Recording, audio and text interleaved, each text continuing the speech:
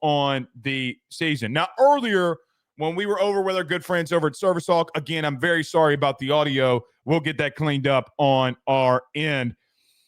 But this morning at 7 a.m., and even talking about it when we were at Service Hawk today on the special episode, we mentioned and have really hinted early this morning on the forum at 7 a.m. We posted like, hey, man, I think this quarterback news is going to be announced fairly soon.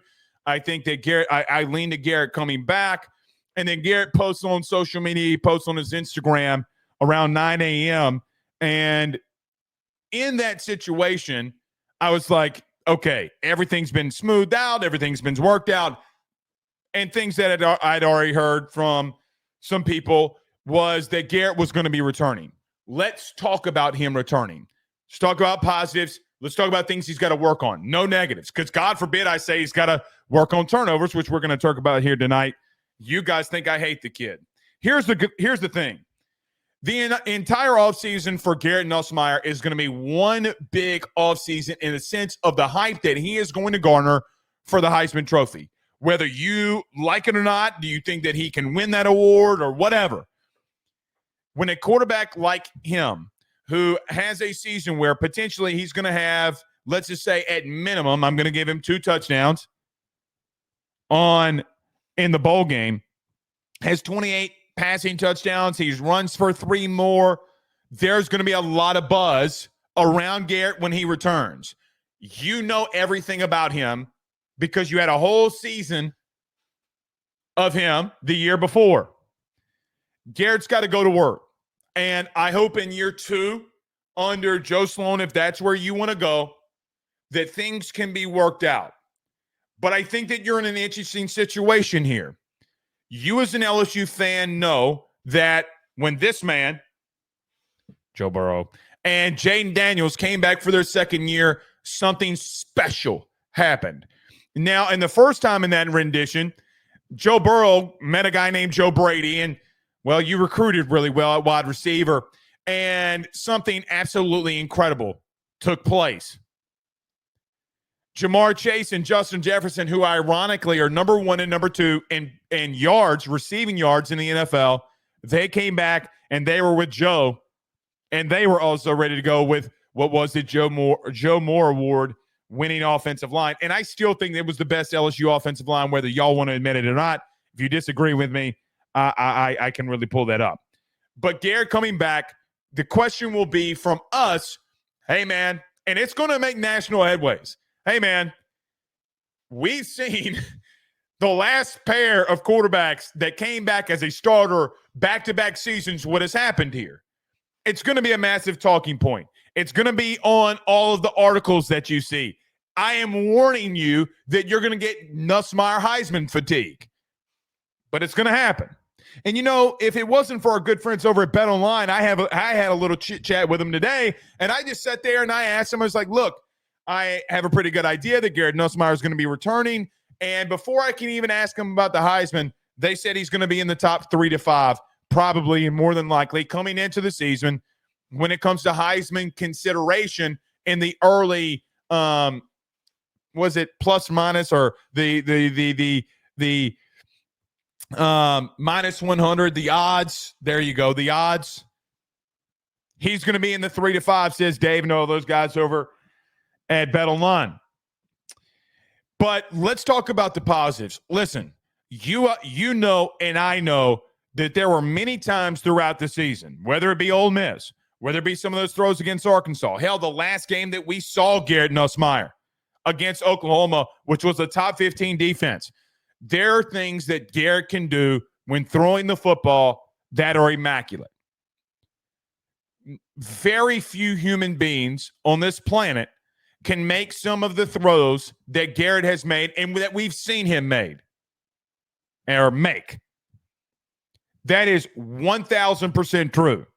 When Garrett Nussmeier is in a rhythm, when he's in a flow, and he's playing free, and he's not worrying about whatever in the hell around him is going to happen, my man goes off. And he's one of the, and I'll say this confidently with my chest, he will, and he is a top 3 to 5 quarterback in college football when he's on.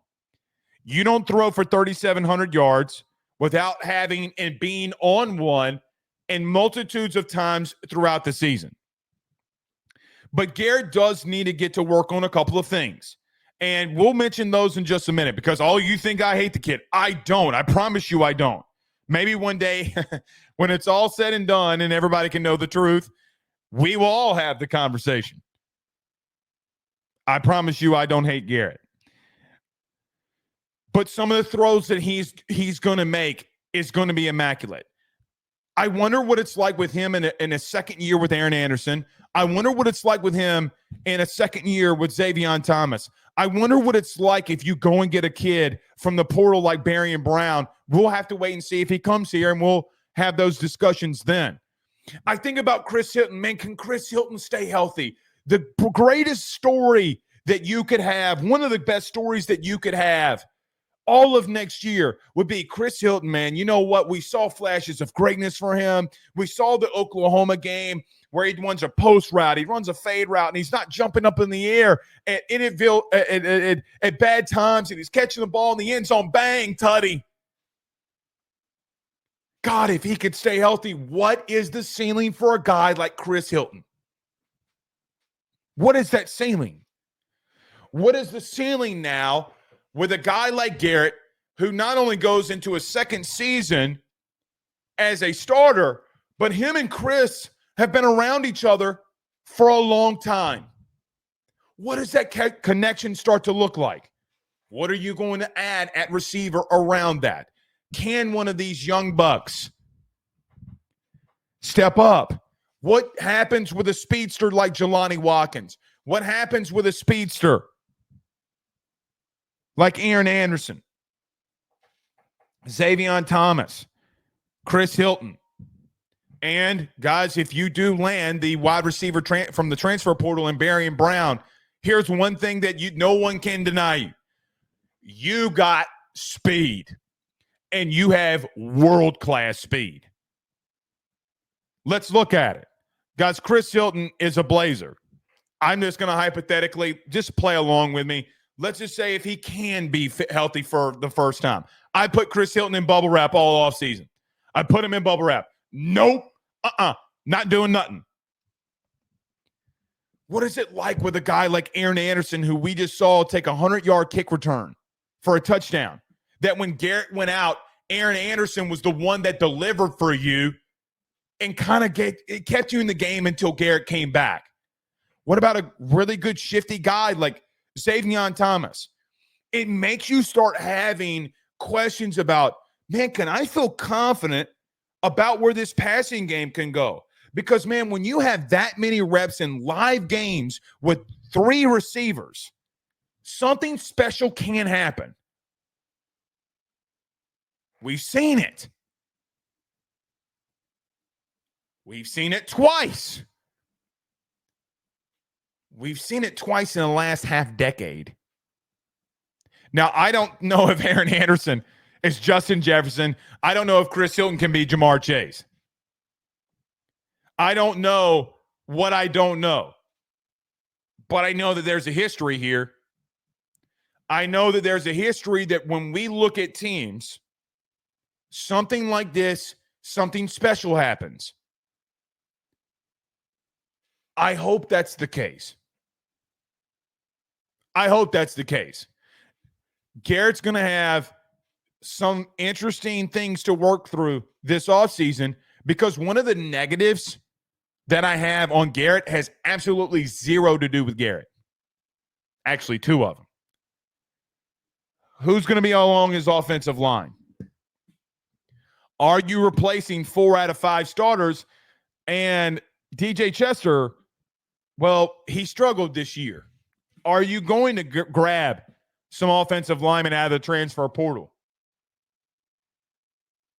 So he may have connections with his receivers. Does he have time to throw the football? That is going to be a question. If, for what it's worth, you have to replace both tackles, then it's a problem. We'll wait and see and talk about in just a moment Emory Jones, who will be returning. Because I don't know if, here's what I'd say, and wrapping the Garrett part up in a bow. It's a big deal. Every time that you got a second-year starter returning, it's a big deal. Don't let the Quinn Ewers, don't let the Carson Beck, don't let the Jalen Milroe situation hinder you from being in a situation where you look at a second-year quarterback and you say, well, man, the second-year quarterbacks a year ago, because I'll point out Dylan Gabriel to you. Now, I know Dylan Gabriel played a lot of football, and that's probably not fair to Garrett. But there are I think of Drew Aller from Penn State, who took a massive leap in his production when he went into the second year of being a starter. What is more productive than what might be 4,000 total yards, 26 passing touchdowns, and 63%? Garrett has got to be more accurate. That is without a doubt. Not that he needs to be more accurate as a passer, but they need to give him easier throws. So to take some things off of him, they need to go Arkansas. And Garrett's got to complete them. But Garrett did announce that he was returning. And I do worry about his offensive line. Quite honestly, I do worry about the weapons that he will have around him. I do think LSU is going to work on that. But I do worry about it. And I wonder about what they do at tight end. What do you do in the running game? I do think that you need another running back. I do. I don't care what anybody wants to tell me about. I love Frank. I think Frank is the GOAT. Frank is my GOAT. I get that. I'm with you. I agree with you.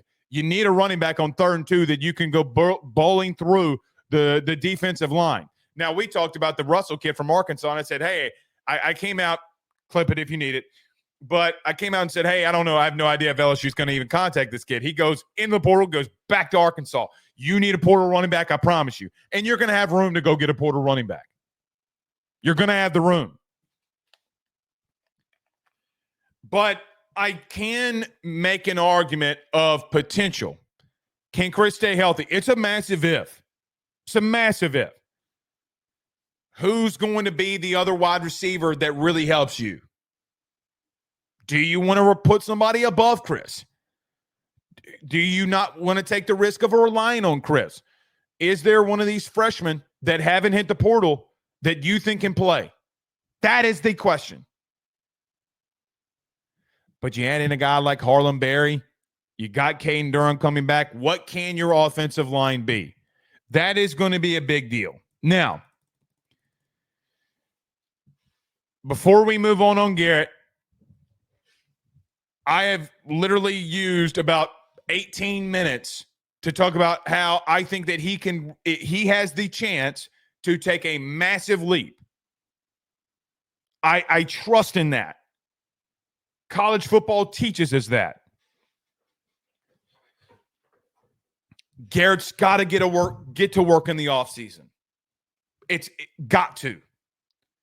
What do I mean by work? Guys, Brian Kelly has come out multiple times and has said that he does not like the footwork that Garrett Nussmeier has. Got to go clean it up. The 3D QB guys, Brian Kelly announced in a press conference a while back that, and this was maybe a year ago, but he mentioned it when Jaden Daniels was going into the offseason. And he said, listen, we know these guys over 3D QB. Jaden knows them. You know, Bryce Young works out with them. CJ Stroud works out with them. We want him to go there too. Let him go put in the work. Let's go get it. Garrett's got to do that. Jaden's footwork, and don't ask me. Y'all can ask Jaden. Tweet it at him. What got better the most from the first season that he started at LSU to the second? Well, number one, he'll say, is it because he put on size? Speed didn't matter with that young man when he put on some size, pause. But the footwork was different.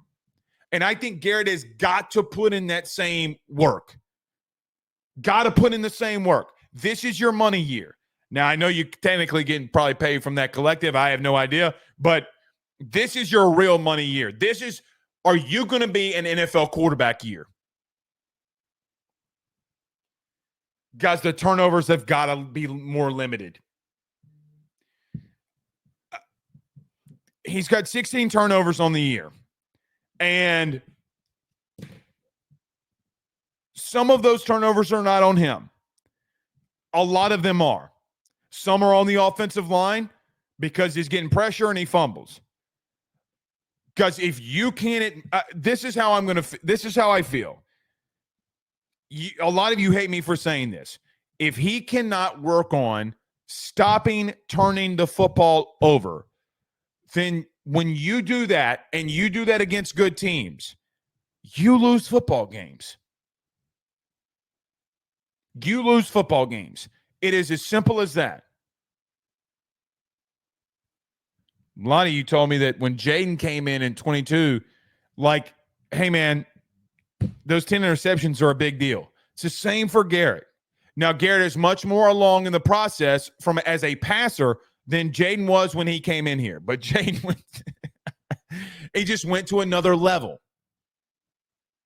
It went to another level. He's got to replicate that. And LSU's got to help him to replicate that. This is not all on him. Garrett's got to do his part. But so does Brian Kelly, so does Cortez Hankton, so does Brad Davis, so does Joe Sloan, so does everybody in that building. Everybody in that building needs to start getting aligned. We got a quarterback going into his second year. Are we going to get him better guard help? Are we going to get him good enough receivers that can do stuff? Are we going to get him a tight end that can catch the football and block on the end line of scrimmage, that when we need to line up and bust somebody in their shit, that we can line up and bust somebody in their shit? It's not all on him. And if we as a program cannot help him in doing that, God help us. It's not all on him now. He's got to do his part. The turnovers have got to stop. They have plagued him his entire career. The question now becomes, hey, you saw 2 games where he didn't really turn the ball over against Oklahoma and Vandy. Much more limited, we should say. If he goes into a bowl game and he continues to progress, he continues to be the guy and good decision maker that we've seen, then you are talking about a run that you can go on. You're starting to prepare. Listen, you got the biggest chess piece out of the way. If you're playing – now, I don't play chess, but as the saying goes, what happens when you get the queen out early? In chess, if you get the queen out early, the possibilities of you bringing back a quarterback like him, astronomical. Can you put the pieces around him, and can he take that leap? It's a big deal, man. Second-time quarterbacks are a big deal. He's got to put his head down and get to work. We got to put our head down and get to work. And quite honestly, if you want to help him yourself, put your money where your mouth is. BayouTraditionsCollective.com. BayouTraditionsCollective.com. Go and help him. Because if you send in enough money, they can go in there and get one of these top-flight wide receivers that we need to go and get.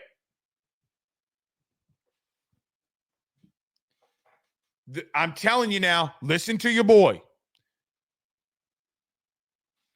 We have seen time and time again when quarterbacks and receivers that have 2 years with one another, what happens?